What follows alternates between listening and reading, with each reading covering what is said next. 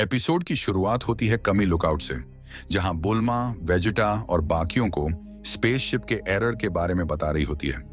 वो कहती है कि इस स्पेसशिप पर जो पत्थर लगे हुए हैं वो इसके एनर्जी सोर्स की तरह काम करते हैं और ये एलिमेंट हमारी दुनिया में नहीं पाया जाता।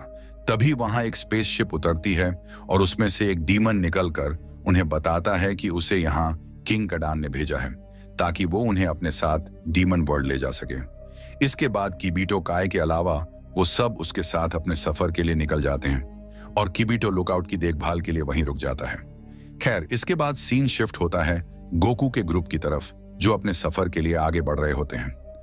रास्ते में पेंजी गोकू को डीमन वर्ल्ड के स्पेशल डम्पलिंग्स देती है और कहती है कि सिर्फ एक डम्पलिंग ही 2 वक्त के खाने के बराबर है। यह सुनकर गोकू काफी खुश होता है और एक साथ 2 डम्पलिंग्स खा जाता है। इसे देखकर पेंजी गोकू से कहती है, मैंने कहा था कि सिर्फ एक डम्पलिंग ही 2 वक्त के खाने के बराबर है, लेकिन तुम 2 एक साथ खा गए। यकीन करना मुश्किल है कि तुम असल में एक जवान मर्द हो। आखिर तुमने अपने बच्चों को पाला कैसे होगा? जवाब में गोकू कहता है, मैंने नहीं पाला, बल्कि मेरी बीवी ने पाला है उन्हें। इस पर वो कहती है, हाँ, मुझे लगा ही था। तभी वहां उन्हें गोमा की मिलिट्री के प्लेन्स चारों तरफ से घेर लेते हैं और रुककर प्लेन की चेकिंग करवाने को कहते हैं ताकि गोकू को ढूंढ सकें। इस पर वो लोग एक जगह लैंड करते हैं और गोकू जल्दी से प्लेन में छिप जाता है। पेंजी और बाकी सब बाहर निकल आते हैं और मिलिट्री ऑफिसर्स प्लेन की तलाशी लेकर गोकू को ढूंढने की कोशिश करते हैं, लेकिन वो उन्हें कहीं नहीं मिलता। ये देखकर पेंजी काफी हैरान होती है कि आखिर गोकू प्लेन में से गायब कैसे हो गया। तभी अचानक वो टेलीपोर्ट होकर उसके पीछे पहुंच जाता है। इस पर पेंजी बहुत चौंक जाती है और गोकू जल्दी से जाकर झाड़ियों में छिप जाता है। इसके बाद पेंजी सुप्रीम काय से पूछती है कि गोकू अचानक यहाँ कैसे पहुंच गया। इस पर वो बताता है कि गोकू आसानी से किसी की को महसूस करके कहीं भी टेलीपोर्ट होकर जा सकता है। उसने मेरी की को फोकस किया और फिर उसे फॉलो करके यहाँ आसानी से टेलीपोर्ट हो गया। खैर, तभी अचानक वहां एक ऑफिसर आकर पेंजी को अपने साथ चलने को कहता है, क्योंकि उसे लगता है कि कुछ समय पहले जिस मास्क वाले बच्चे ने उन पर हमला किया था वो बिल्कुल उसी जैसी दिखती है। पेंजी चलने से मना कर देती है और वो ऑफिसर जबरदस्ती पर उतर आता है।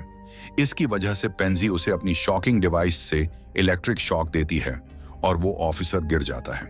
ये सब देखकर बाकी के ऑफिसर्स भी उन पर हमला करने के लिए आगे बढ़ते हैं, जिन्हें शिन और ग्लोरियो साथ मिलकर हरा देते हैं।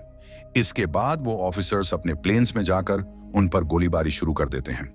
इसे देखकर गोकू भी बाहर निकल आता है और फिर वो तीनों मिलकर उन प्लेन्स को डिस्ट्रॉय कर देते हैं।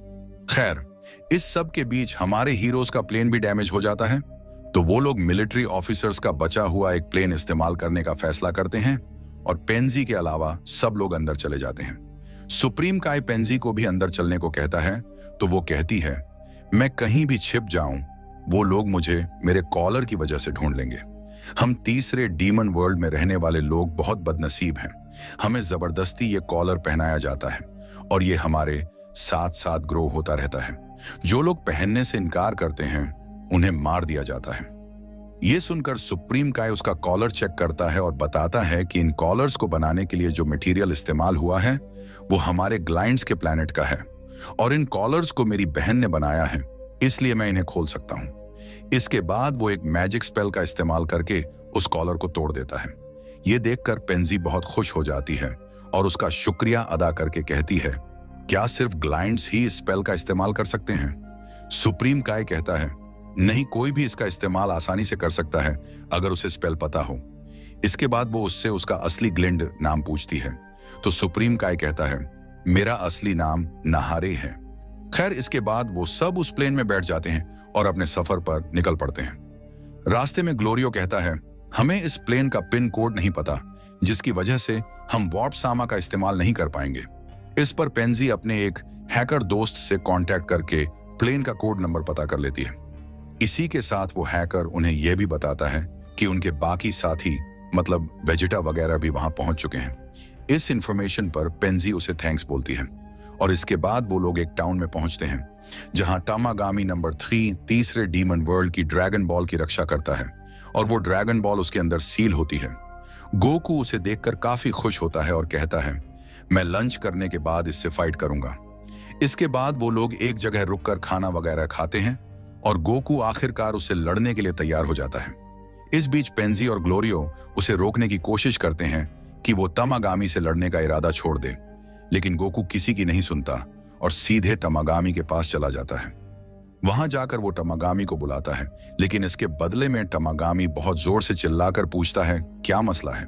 गोकू कहता है, मैं यहाँ ड्रैगन बॉल लेने आया हूं। इस पर वो कहता है, अगर ऐसा है तो तुम्हें पहले मुझे हराना होगा। गोकू उससे लड़ने के लिए अपने फाइटिंग पोज में आ जाता है और 7वां एपिसोड यहीं खत्म हो जाता है।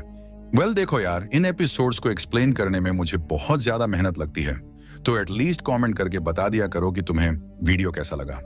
एंड हाँ, अगर वीडियो पसंद आए तो काइंडली लाइक करके सब्सक्राइब कर दिया करो।